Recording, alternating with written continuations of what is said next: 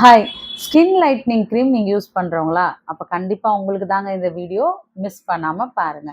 Skin lightning cream நீங்க use பண்றதுனால, உங்க ஸ்கின்னோட ஃபர்ஸ்ட் லேயர் அதாவது எபிடெர்மிஸ் லேயரயே நீங்க அழிக்கிறீங்க.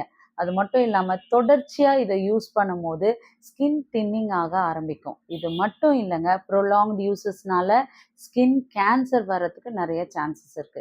ஏன் இந்த தேவையில்லாத வேல? அதனால ஸ்கின் லைட்னிங் க்ரீம இப்பவே ஸ்டாப் பண்ணுங்க.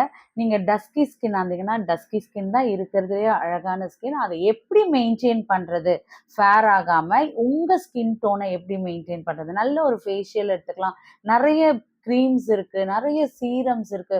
ஸோ இந்த மாரியான விஷயங்கள் நெறைய இருக்கும்போது, நீங்க தேவையில்லாம இந்த ஸ்கின் லைட்னிங் கிரீம யூஸ் பண்ணி உங்க ஃபேஸ கெடுத்துக்காதீங்க. இந்த மாரி விஷயங்கள் நெறைய தெரிஞ்சுக்கிட்டு, உங்க ஸ்கின்ன எப்படி க்ளோவாவும், ஷைனியாவும், ரிச்சாவும் வச்சுக்கலாம்னு யோசிங்க.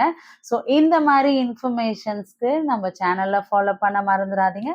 சப்ஸ்கிரைப் பண்ண மறந்துறாதீங்க. பாய்.